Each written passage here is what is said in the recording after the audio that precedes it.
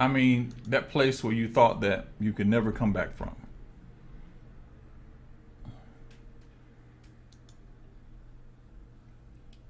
Imagine if somebody could do that. Fix that place. There we go. Imagine if somebody could do that. Fix that place. Today I'm going to talk about that place. We all have the place and we've all dealt with the place, but today I want to talk about the place. The place that broke, the thing that somebody did to you, the thing that hurt you, the thing that really put you in a position where you really don't know whether you're going to make it or not. You follow me? The place of brokenness. I want to talk about that today. Today I want to get into how to get past the broken place. Yeah. And I want to do it because I'm actually dealing with something myself. And it's not the broken place, it's the place where you cannot seem to move forward because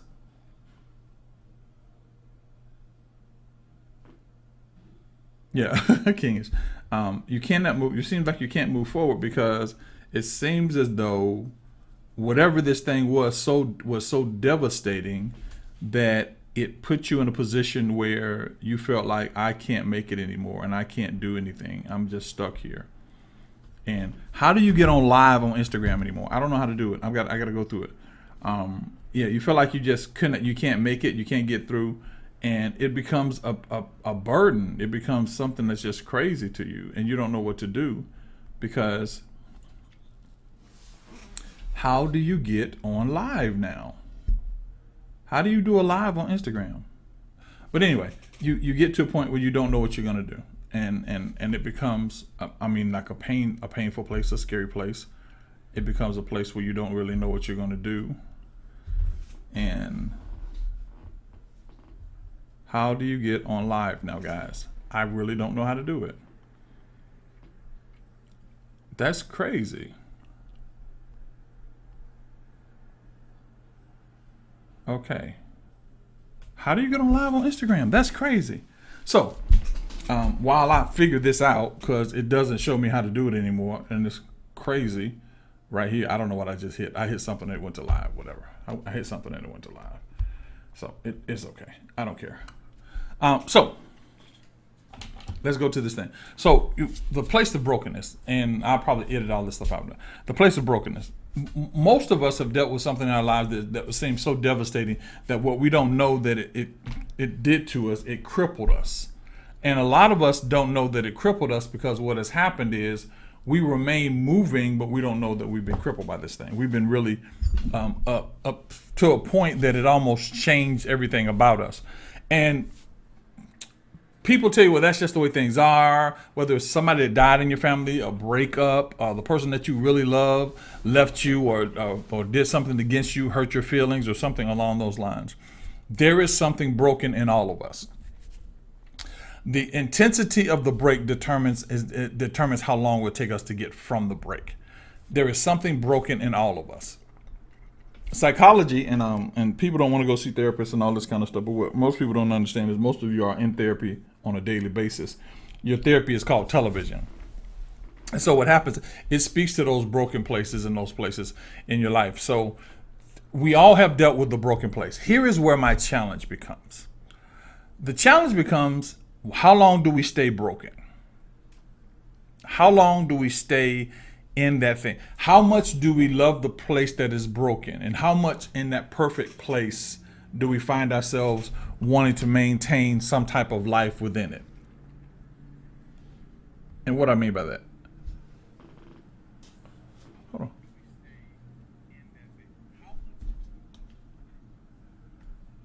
Wow, guys, my phone, my headphones are playing. Okay, so let's look at this character-wise. So, how long you been in a broken place? What happened? Ask yourself what happened. And the first thing you have to ask yourself when you ask yourself what happened is, why did what happened happen? I don't think there's anybody in this world that said, I'm going to find the worst guy in the world. I'm going to find the guy that can hurt me the worst. I'm going to find the woman that can really devastate my life. I'm going to get married to a person that's going to die right as we really get into our relationship. I don't think anybody on this planet decides they're going to go through this pain. And so I believe within what I've read and the principles and what I've learned over life that we were strong enough to handle these losses and we were able to handle these losses, but I don't believe that we planned for them. I don't believe that at all, and I don't believe that anybody that knows me or knows you believes you plan for them. I believe that there are things that happen, and because they happen, we were able to withstand them. So let's look at how that happened. So your question becomes, what's the biggest thing that happened? We were blindsided most of the time. Most of the time, you were blindsided. Or you were in a situation where you knew something was going to happen. People warned you about it. They said, he's not a good guy. She's not a great guy. And you were so blinded by something. You were so blinded by something that what was about to happen, though you knew about it, you were willing to sacrifice anything to make sure they were wrong. That's not the crazy part. What the crazy part is that once it broke you, you then blanketed or put a shroud over your face so that anybody that came down that road would not do the same thing to you, as if it's the next person's fault for what happened to you. You believe that how I protect myself, and it made sense at the time, but as I share it, it's going to stop making sense. You believe that because Cynthia hurt me, I'm going to protect myself from Cindy. Why? They both had the same type of name. They're both girls. So I'm going to protect myself from Cindy.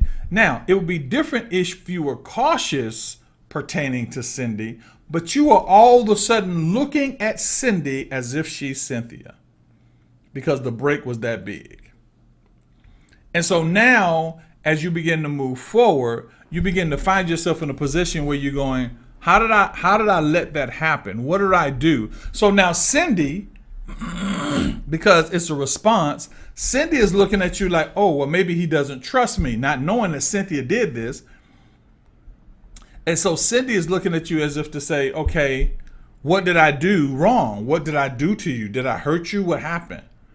And so you now are redoing the cycle because now Cindy is shifting from I don't trust men, and now her broken and you're broken are coming together, and it does nothing but break the relationship. How do we get past that? How do we get past the cycle of destruction, the cycle of sacrifice, the cycle of destruction? How do we get the cycle of brokenness? How do we get past that?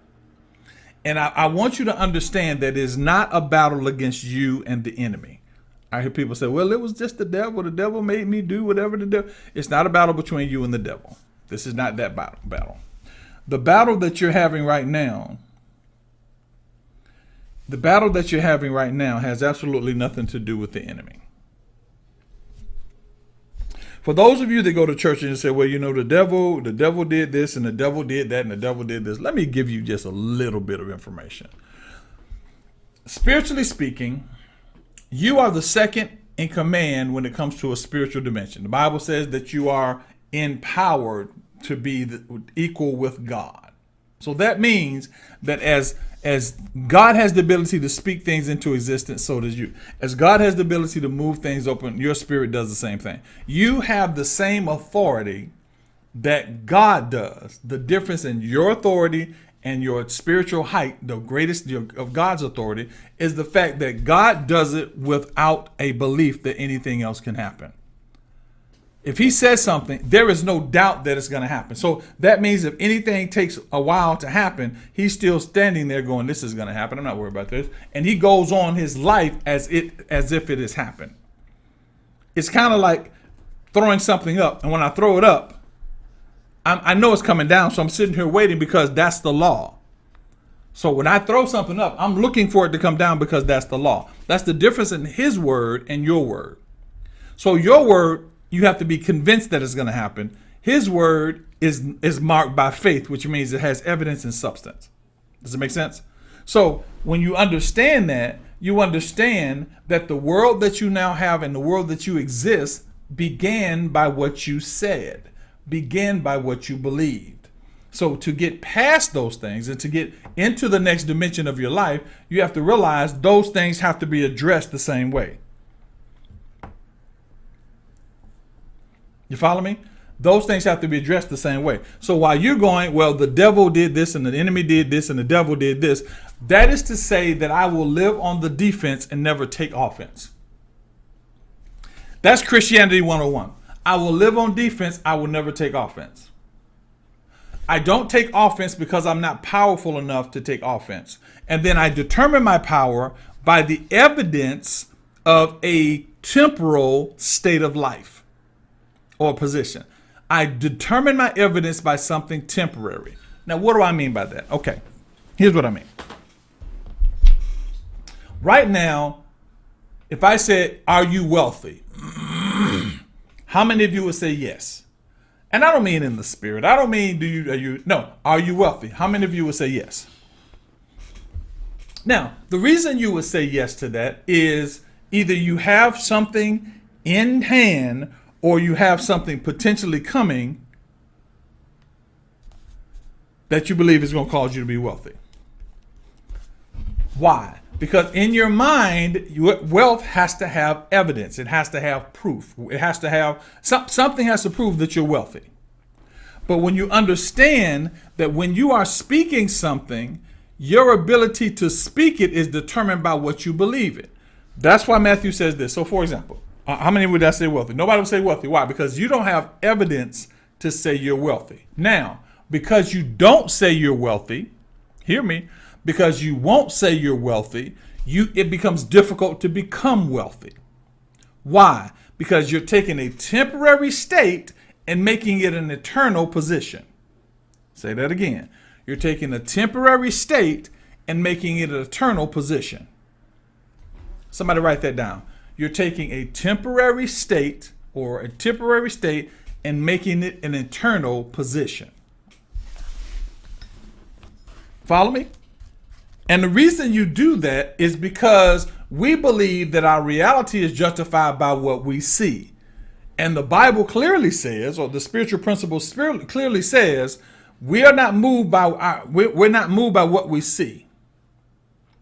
We're moved by faith. And so faith is not the belief of what we don't see and what we do see. Faith is the evidence of what we speak.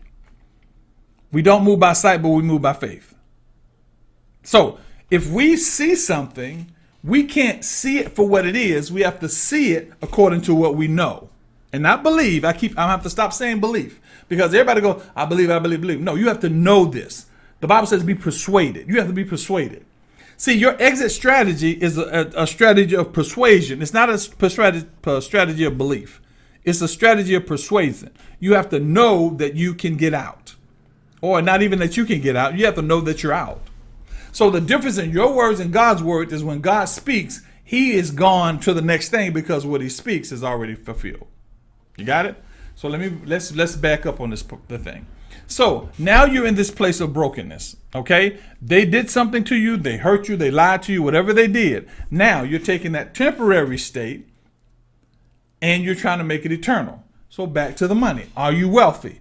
No, I'm not wealthy. Now, if you understand that wealth is not what you're talking about, then you don't speak about a temporary state. You speak about an eternal state. You go, yes, I am. You wealthy? Yeah, yes, I'm wealthy. Why? Because your temporary state can change at any moment. So you say, no, I'm not wealthy. Somebody comes over tomorrow and gives you $1 million. You are wealthy, but that's because that's a temporary state. Don't live in temporary states when eternal states are offered to you. Don't live in a temporary state when your eternal state is offered to you. See, I try to get us to unlearn and unspeak those broken things. See, when you were part of the situation where your boyfriend or your girlfriend or your husband or your wife or your best friend, they hurt your feelings, they did it for whatever they believed was right at that moment. They felt like this is the best way to handle this situation. This is the best way for me to deal with this situation. I don't know how to tell her. I don't know how to tell him. So what happens is you stand your ground and they do that believing that this is what's going to happen. Now you're broken. You haven't gotten healed because you really don't believe that you did anything wrong. You haven't gotten healed because you haven't faced yourself in the mirror and said, why did this happen to me? You haven't got healed because you haven't allowed yourself to grieve. You haven't allowed yourself to be weak. You haven't allowed yourself to be vulnerable. You go through all these things and you do them for the craziest reason. I heard a young lady say, she said, he doesn't deserve the benefit of me being sad. What does it have to do with him?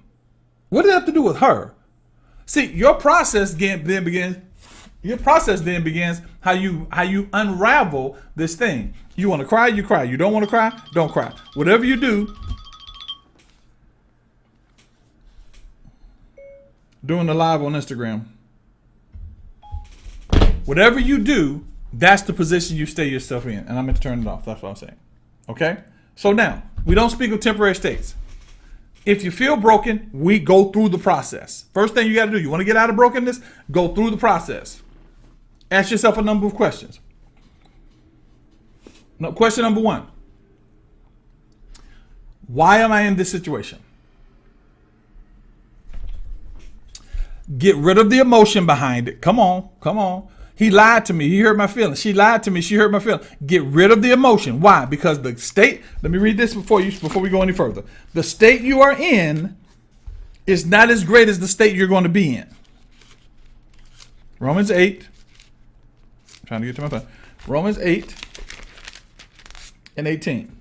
The state you're in is not as good as the state you're about to be in. What's going on, Marilyn?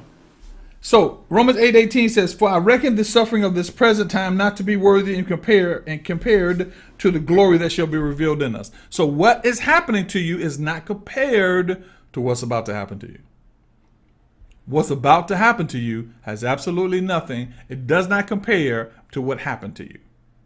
But as long as you stay within the mechanisms and within the formulas of what happened to you, and stay within the reality of what you think is real, you're not going to ever get to the next level.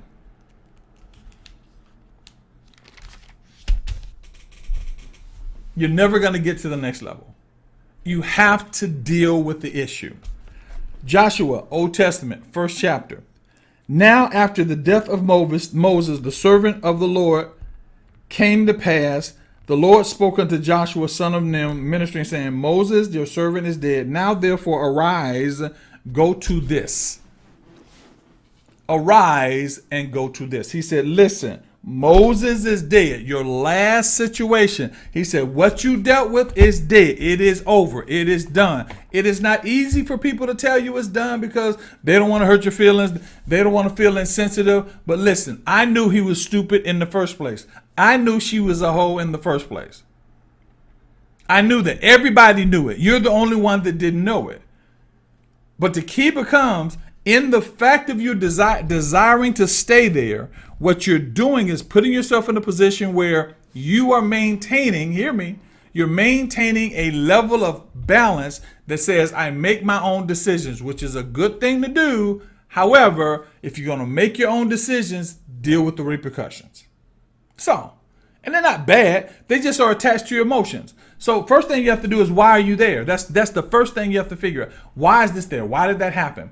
Take the person out of the equation. Take the person that hurt you out of the equation. Why am I there? Now, here's the thing you got to be very careful of. It's not the blame game.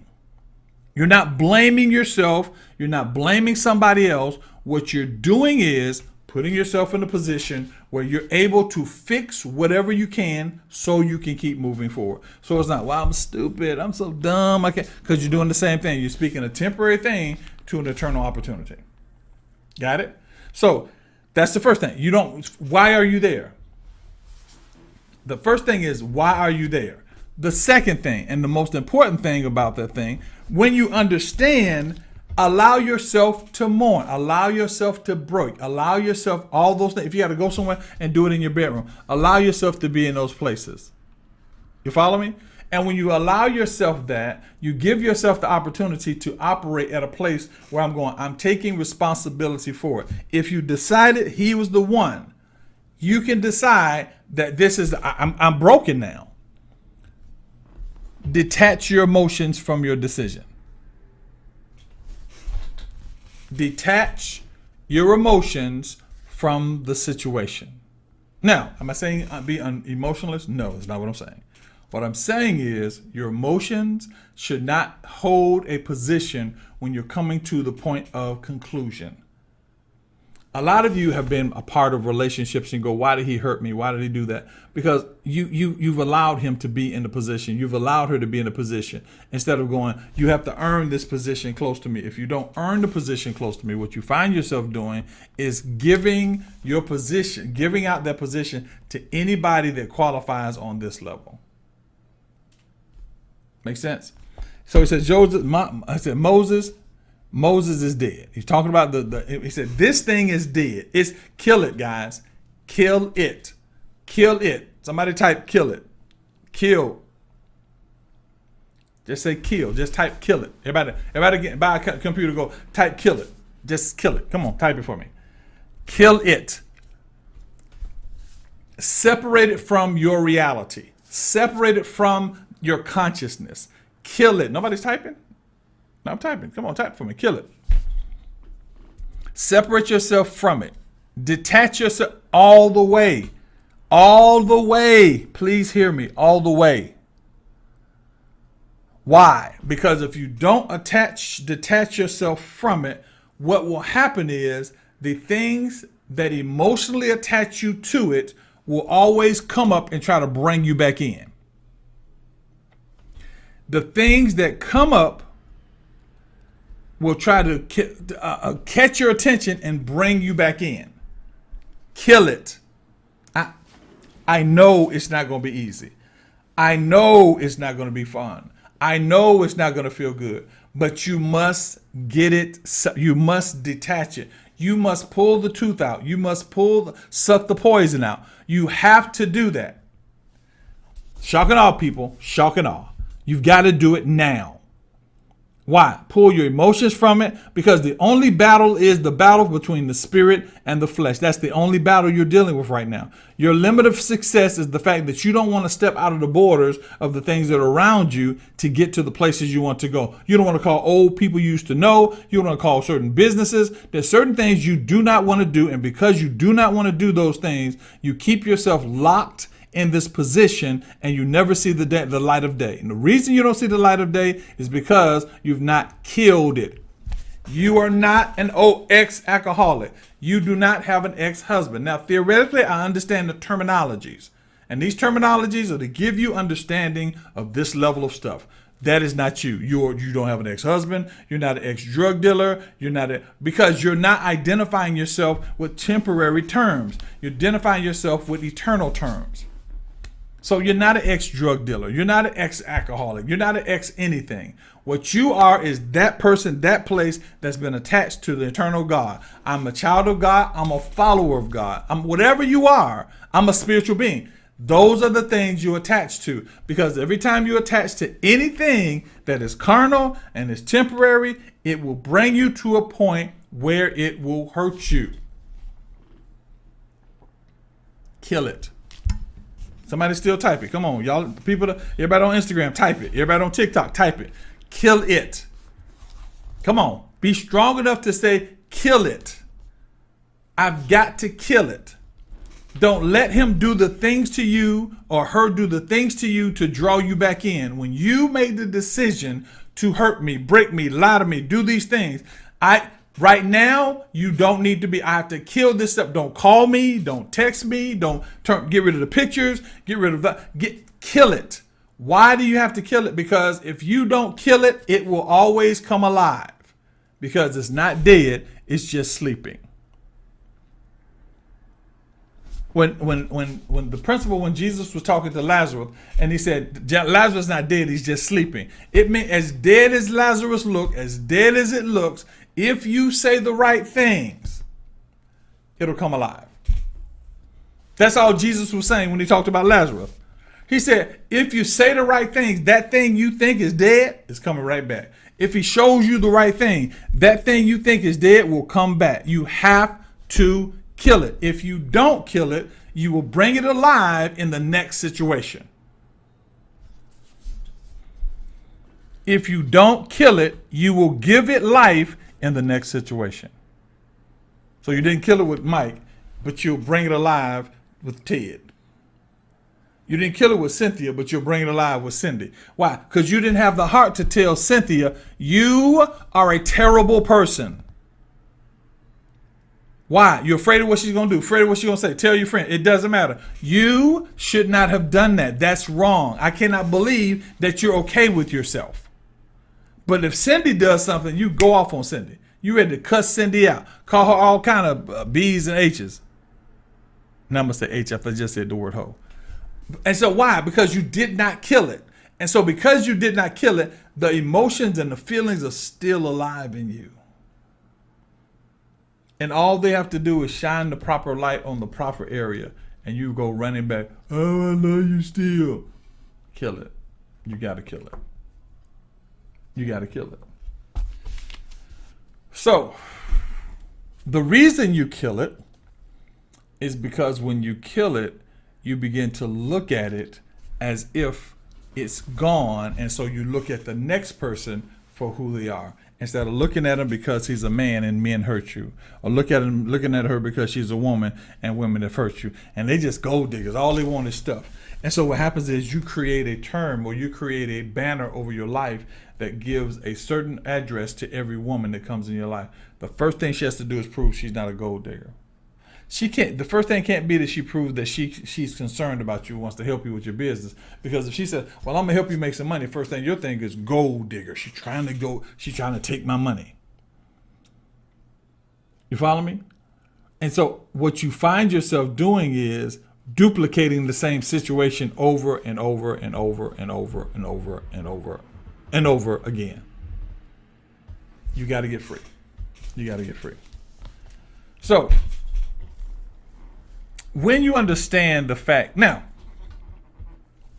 I'm not telling you that you should not consider these people. I'm not telling you that you should be mean, but I am saying this, and I mean this very close, very, very, you have to get it out of your life. Right now, it's like, get rid of pictures, get rid of the idea, don't talk to the people that were there for a time. For a time, that's something on my nail. I'm OCD. For a time. Let it go for a time. Why? Because when you don't let it go, it's looking for a place to resonate in your body. So it brings a spiritual connection to it. So now you're talking about soul ties. So anytime she wants to, and this has happened to me, guys. This has happened to me. Anytime she wanted something, she simply make a phone call and put that little voice on you. Hey, well, she didn't use a voice, but I'm using that as an example. Hey, Dallas, what you doing? Nothing. What you want? You mad at me? Yes, I'm mad at you. But you so desperately don't want to lose this opportunity that you will say, no, I'm not. No, yes, don't call me anymore. Not because you dislike them and hate them, because it's not about emotion, but I need my well-being. I need my mentality. I need my thought process back. I need my freedom, my joy, my pleasure, all the things that I enjoy doing. I need all that back, and you sucked it out of me. You sucked life out of me. You follow me? And so what you have to realize now is it's better for them to be away than for them to be here. So then your mind begins to play these tricks. There are no new men out there. There are no women out there. Everybody's gay, lesbian, or in jail. All these things go off in your mind, so you won't come into a place of peace and you won't come into a place of ecstasy, for lack of a better term, because you don't believe you can have it. You don't believe you can have it. And because you don't believe you can have it, not only do you not believe you can have it, you don't think it's coming through somebody, the next person, which is the nicest person in the world, perfect for you. You are waiting for the other shoe to drop. Why? Because you are so broken that it doesn't make sense for someone to treat you the way the next person treats you. But you have to get free. Hello, daughter. You have to get free. If you don't get free, they will keep flashing and showing and revealing and making things happen. Why? Because the greatest thing in the world for a man or a woman is control. So, oh my God, you mean you can control me? You can control me by simply showing me something, offering to buy me something, offering to do something for me. Why? Because there's a part of the brokenness that has to be mended a little crooked. It can't go like this. It's got to be off just a little bit. And why does it need to be mended crooked? Because you need to be able to wear down or file down those areas that are sharp. But if it mends perfectly together, it's going to turn into the same thing was before. You got it? That's the name of the game. Why? Because a lot of you go to church. And a lot of things I say make you kind of question your reason for going to church. And I'm not going to speculate why you go. But the key becomes you must know as much as you possibly can by the time you decide to go back to church. A lot of my friends aren't going back to church. A lot of them. And the reason they're not going back to church, the reason they're not going back to church is because they're not gaining what they're trying to gain when it comes to spiritually. They're gaining ministry stuff, they're gaining a calling, they're gaining all these things, but they're not gaining what they really want, and that's a stronger connection to God. Everybody that's a part of the mentoring group, everybody, they all say the same thing: I want a closer walk with God. Why is that not something that is the number one thing that we do when we come to church? First thing we're going to do is get to know God. Why? It doesn't produce money to get to know God. Yep, I'm going to go ahead and look down. It doesn't cost any money to get to know God. So you can't monetize my desire to get to know God.